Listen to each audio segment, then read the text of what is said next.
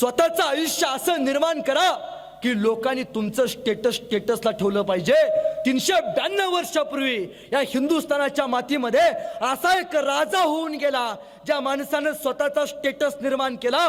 392 वर्ष झाली. आज इथली माणसं स्वतःच्या स्टेटसला त्या माणसाचं स्टेटस ठेवतात, the name of Chhatrapati Sambhaji Maharaj.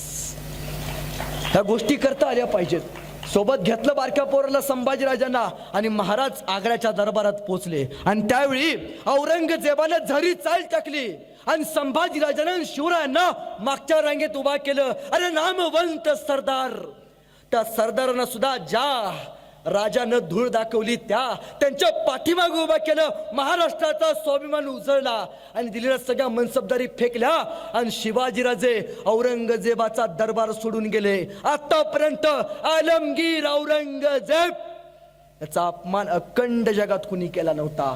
अखंड जगात आलमगीर औरंगजेब याचा अपमान फक्त एकाच वाघानं केला.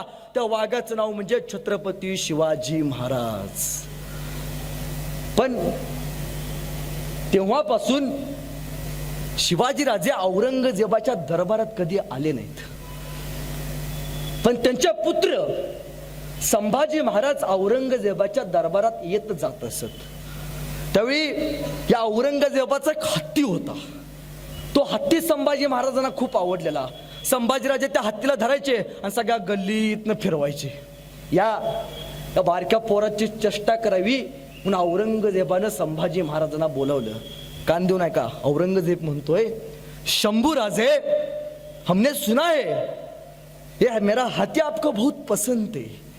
शंभूराजे ये हाथी मेरा आपको बहुत पसंद है, लेकिन शंभूराजे ये हाथी इतना बड़ा है और आप इतने छोटे हो. इस हाथी को आप महाराष्ट्र में कैसे ले जाओगे. काय प्रश्न विचारला है.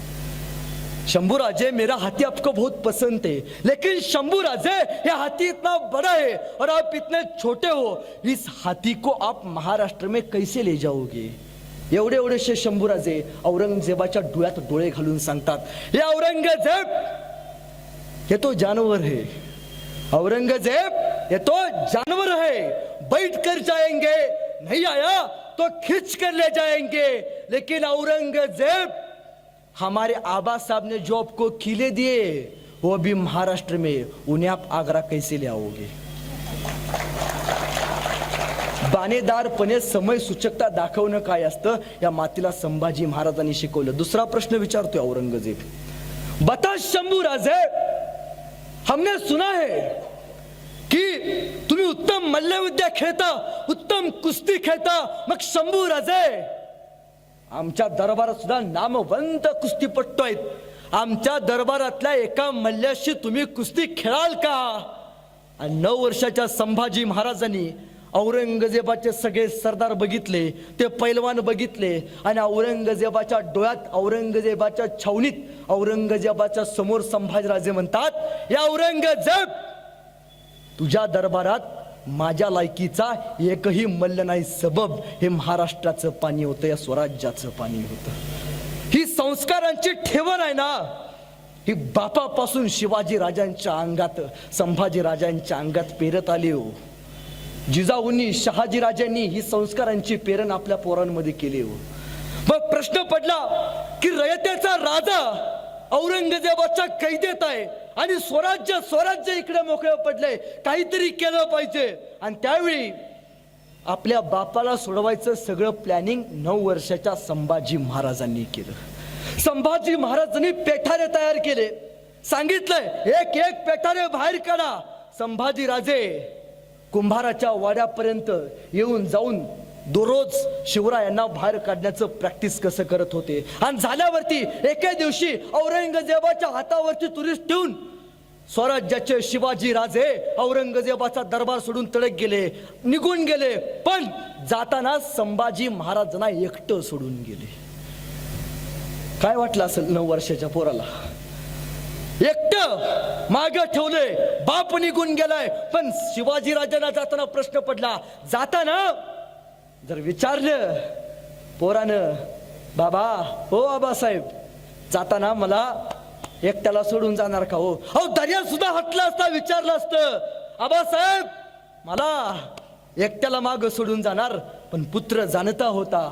संभाजीराजे म्हणतात, आबासाहेब तुम्ही भिनगोर जावा, तुमचा छावा मागचं सगळं सांभाळायला आज तयार झालाय.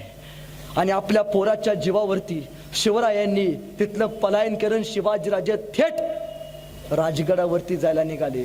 पण माग संभाजीराजे राहिले होते. जसा शिवाजीराजे गेल्याची वार्ता औरंगजेबाला कळाली, तसं औरंगजेबानं मारेकरी पाठवायचं ठरवलं. पण जाताना शिवाजीराजांनी वाटेत हुल उठवली की वाटेत संभाजी महाराजांचं निधन झाले. वयाच्या 9व्या वर्षी संभाजी महाराजांच्या पाठीशी मरण बांधलं गेलं आणि सुखरूप शिवाजी राजे राजगडावरती पोहोचले. आऊसाहेबांनी विचारलं, ओ शुभा, अरे माझा शंभू राजा कुठे आहे रे? शिवाजीराजे बोलत नव्हते आणि वाटेत हुल उठवले होते की संभाजीराजांचं निधन झालंय. ही गोष्ट जिजाऊंना कळाली. जिजाऊ ढसा ढसा रडल्या आणि म्हणतात, शिवबा तुमचा पाय कसा निघाला हो माझ्या शंभूला माग सोडून? जिजाऊंनी अन्नत्याग केला. रडून रडून शिवाजी राजांचे आणि संभाजी राजांचे तत्कालीन काळात बाप लेकाची भेट तुटली होती. रडून रडून दोघांची अवस्था बेकार झाली होती. पण शिवरायांना माहिती होतं आपला पोरगा आजही सुरक्षित आहे. ऐका, स्त्रियांनी पुरुषांसाठी काय केलं? दादानो, हात तिचे, पाय तिचा आहे, पैंजण मात्र दररोज तुमच्या नावाचा आहे, रक्त तिचं आहे, दूधही तिचंच आहे, पण पोरग मात्र दादानो आजही तुमच्या नावाचं नाही. यापेक्षा स्त्रीनं नक्की काय करावं? मग कोणी म्हणतं मला शिवाजी महाराज व्हायचं आहे, कोणी म्हणतं मला संभाजी महाराज व्हायचं आहे. त्याने एक वाक्य नेहमी लक्षात ठेवा, ज्याला बाईतली ताई कळाली तो मुक्ताईचा ज्ञाना झाला. ज्याला बाईतली ताई कळाली तो मुक्ताईचा ज्ञाना झाला. ज्याला बाईतली मैत्रीण कळाली तो राधेचा श्याम झाला. अहो, ज्याला बाईतली मैत्रीण कळाली तो राधेचा श्याम झाला. आणि ज्याला बाईतली आई कळाली ना तो कोण झाला? जिजाऊचा शिवबा झाला. तो जिजाऊचा शिवबा झाला. पण हे इतिहास आपण वाचत असताना या इतिहासातून आपण ज्यावेळी आपल्याकडे काही पुस्तक येतात की संभाजी महाराज स्त्री लंपट होते, त्यावेळी हे इतिहास परस्त्रीबद्दलचा पहिल्यांदा वाचला पाहिजे. दुसरी गोष्ट सांगितली जाते ते म्हणजे संभाजी महाराज व्यसनी होते. उभ्या आयुष्यात संभाजी महाराजांना सुपारीच्या खंडाचं सुद्धा व्यसन नाही बरं का. पण आता काय काय इतिहासकार सांगतात की आमच्याकडे सातारला एक ग्रँडअप नावाचा एक इतिहासकार होता, ज्यानं मुघलांचा वगैरे इतिहास लिहिला. त्यात तो असं म्हणतो की संभाजी महाराजांनी इंग्रजांना काही दारूची पिंप मागवली होती. मग त्यानं लिहिलं की बाबा दारू पिणारा राजा, तर पिंप दारूची मागवली असल्यामुळे नियोजन असेल म्हणले. पण आमच्या मराठी लोकांना कळलं पाहिजे हो, मागवलेली दारू प्यायची नव्हती. मागवलेली दारू ही तोफेला लागणारी दारू होती. एवढं जर आमच्या इतिहासकारांना कळलं असतं. मला कधी कधी प्रश्न वाटतो की इतिहास लिहिणाऱ्या इतिहासकारांनी पहिल्यांदा घेतलेली का ह्याचा विचार पहिल्यांदा या मातीमध्ये केला पाहिजे. अरे काही म्हणतो आपण सुपारीच्या खांडाचं व्यसन नसणार राजाला, आपण काय म्हणतो व्यसनी. एकही व्यसन नाही संभाजी महाराजांना, उभ्या आयुष्यात एकही व्यसन नाही. पण छत्रपती संभाजी महाराज की जय म्हणणाऱ्यातली 60% लोक व्यसन करतात. आत्ता लिहून देतो का रे पोरांनो? व्यसन आणि फॅशन करून तुम्हाला मिळतं तरी काय? व्यसन आणि फॅशन करून तुम्हाला मिळतं तरी काय? चुकीच्या गोष्टीमध्ये स्वतःचा घालू नका पाय. जर तुम्हाला योग्य वागता आलं तर तुम्हीच्या देशाचे ज्ञानोबराय, तुकोबराय आणि छत्रपती शिवराय. छत्रपती शिवराय. फक्त इथं बसून माना हलवायच्या आणि घरात गेल्यावर तंबाखू मानाचं असलं काय करायचं नाही. म्हणजे बाप अख्या घरात सुविचार लिहून ठेवतो व्यसन करू नये, आणि संध्याकाळ झाली बापच पोरला सांगतो जात जरा चुलीवरून सिगरेट पेटून आण. बरं ते बेना असे ते जणू काय शिवजयंतीची ज्योत घेऊन आले. या कसला संस्कार फिरतो. नगरला एके ठिकाणी गेलतो, एक माणूस माझ्या पशाला म्हटलं, दादा तू नेहमी सांगतोस दारू बाद असते, एका वाक्यात पटवून सांग मला दारू बाद असते. मी आजपासून सोडली. मी म्हणलं 2 काचेचे ग्लास आण. बेनानं लगेच ग्लास आणले. मी म्हणलो एका ग्लासमध्ये दारू टाक, एका ग्लासमध्ये पाणी टाक. त्याने एका ग्लासमध्ये दारू टाकली, एका ग्लासमध्ये पाणी टाकलं. ताईनो मी दोन्ही ग्लासमध्ये किड्या मुंग्या टाकल्या. ज्या ग्लासमध्ये दारू होती त्या ग्लासमध्ये किड्या मुंग्या मेल्या होत्या आणि ज्या ग्लासमध्ये पाणी होतं त्या ग्लासमध्ये किड्या मुंग्या जिवंत होत्या. मी म्हटलं बघ बाबा, दारू एवढी बाद असते, दारू पेल्यामुळं किड्या मुंग्या मेल्या. म्हणला मला समजलं. म्हणलो एखादं तरी बियाणं सुधारलं. मी म्हणलं तुला काय समजलं? म्हणला दादा, दारू पेनं हे किड्या मुंग्याचं काम नाही, मला त्याला फक्त मर्दाचं काळीज लागतं. हात जोडलं त्याच्या पुढं. आपल्याच कोल्हापूरच्या फार सुंदर म्हणते, शिवाजी महाराजांच्या काळातले मावळे कसे होते? सकाळी लवकर उठे, रणांगणात सुटे, तलवार तुटे पण मागणं हटे. आताचे मावळे कसे आहेत? उशिरा उठे, दारूच्या अड्ड्यावर सुटे, बाटली फुटे पण बेन मागं नाही हटे. काय संस्कार घेतोय आपण? आज आपण एकमेकाला आई वडिलांवरनं शिव्या देतो. अरे आपण लय भाग्यवान पोर आहेत. का भाग्यवान पोर आहेत? महाराष्ट्रातली पोरं लय भाग्यवान आहेत. का? याच्या पाठीमागे कारण आहे.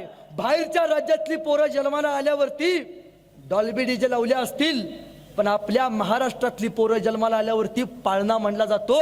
आणि आपली पोरं जन्माला आल्यावरती पहिला पाळणा कोणाचा म्हणला जातो? शिवाजी महाराजांचा म्हणला जातो. अरे आपल्या जन्मावेळी शिवाजी राजाचा पाळणा म्हणला जातो आणि आपल्या मृत्यूवेळी राम नाम सत्य हे प्रभू श्री रामाचा जय जयकार केला जातो. त्या पावन भूमीत आपला जन्म झाला. किती भाग्यवान माणसं आहोत. दोन गोष्टी पाळा, परस्त्रीचा आदर करायला शिका आणि व्यसन करू नका. तिसरा आरोप केला जातो संभाजी महाराजांवरती, ते म्हणजे संभाजी महाराजांनी राजाराम महाराजांच्या लग्नात उपस्थिती दाखवली नव्हती. शिवाजी महाराजांच्या मृत्यूवेळी संभाजीराजे उपस्थित नव्हते. मग आपल्याला लगेच प्रश्न पडतो, झालं असेल भांडण भावाभावाचं. अरे नाही रे, वाचत नाही आपण. ज्यावेळी राजाराम महाराजांचं लग्न होतं त्यावेळी संभाजी महाराज एका लढाईमध्ये होते. मग शास्त्र असं सांगतं, युद्धशास्त्र, की लढाई करताना त्या सरदाराला त्याच्या घरची, त्याच्या परिवाराची, आई वडिलांची कोणाची बातमी दिली जात नाही. का असं आहे, लढता लढता एखादा गेलाय, हा तुमच्या घरातली वारले, ते तुमच्या भावाचं लग्न आहे, चला तांदूळ टाकून परत माघारी लढायला, असं होतं का हो?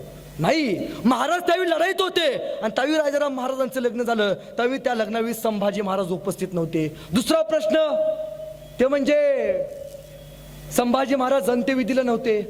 ज्यावेळी संभाजी महाराज पन्हाळ्यावरती होते त्यावेळी महाराजांचं निधन झाल्यावरती शिवरायांचं धर्मशास्त्र असं सांगतं की राजा मेल्यानंतर त्या जागी नवीन राजा लवकरात लवकर बसवावा लागतो. त्यावेळी संभाजी राजे उपस्थित नव्हते. त्यावेळी या मंत्र्यांनी कुटील राजाराम महाराजांना गादीवरती बसवलं आणि सगळी सत्ता स्वतःच्या ताब्यात घेतली. पण ही गोष्ट पन्हाळ्यावरती असल्या संभाजी राजांना समजली आणि संभाजी राजा घोड्यावरती बसले. पण त्यावेळी अनेक लोकांनी संभाजी राजांना थांबवलं. पण त्यावेळी रायगडावरती मंत्र्यांनी कुटील डाव चालू केला होता. मंत्र्यांनी राजाराम महाराजांच्या आईला सोबत धरलं आणि हंबीर मामानं पत्र पाठवलं, हंबीर मामा तुमचा भाचा गादीवरती बसलाय. त्या राजाराम महाराजांना संभाजी राजापासून धोका आहे. हंबीर मामा, आम्ही रायगडावरनं काही मंत्री आणि काही घोडदळ घेऊन येतोय, तुमचं काही सैन्य घ्या आणि संभाजी राजाला पन्हाळ्यावरती गिरफ्तार करू. आता एखादा मामा असला म्हणला असता, बरं आहे भाचा आता गावदार गावला, आपला भाचा गादीवर बसतोय. पण आल्याबरोबर काही मंत्री हे कराडला आले, हंबीर मामांपाशी आले आणि मामानी या मंत्र्यांना बघितलं आणि मामानी या मंत्र्यासोबत संभाजी राजांकडे जायचं ठरवलं. आणि सगळी मंत्री पन्हाळ्यापाशी आले आणि संभाजी राजांना एकदा हंबीर मामांना बघितलं आणि हंबीर मामांनी शंभू राजांना बघितलं आणि कडाडला, हंबीर खंबीर मामा घ्या ताब्यात ही सगळी मंत्री. अरे राजा जाऊन अजून 10 दिवस नाही झालं, त्यांच्या पोटच्या गोळाला पकडायला आल्यात, घ्या ताब्यात. सगळे मंत्री ताब्यात घेतले. त्यावेळी संभाजी राजांनी विचारलं हंबीर मामांना, हंबीर मामा तुम्ही राजाराम महाराजांच्या सख्खे मामा, आमचे थोरले मामा असून सुद्धा तुम्ही राजाराम महाराजांच्या सोबत का नाही गेलात, त्यांच्या पत्राचा आदेश का नाही मांडलात? त्यावेळी हंबीर मामा म्हणतात, महाराजांनी शिकवलंय, महाराजांनी सांगितलंय की या स्वराज्याचे दुसरे वारस हे छत्रपती संभाजी राजेच असतील. संभाजीराजांनी या सगळ्या मंत्र्यांना पकडलं आणि संभाजीराजे या मंत्र्यांना घेऊन रायगडावरती गेले. पण या मंत्र्यांनी महाराजांच्या काळात प्रचंड चांगली कामगिरी केली. त्यामुळे संभाजीराजांनी या मंत्र्यांना जिवंत जीवदान दिलं. उभ्या आयुष्यात एकमेव राजा ज्याच्यावरती 3 वेळा विषप्रयोग केला. 3 वेळा विषप्रयोग करून सुद्धा राजा डगमगला नाही.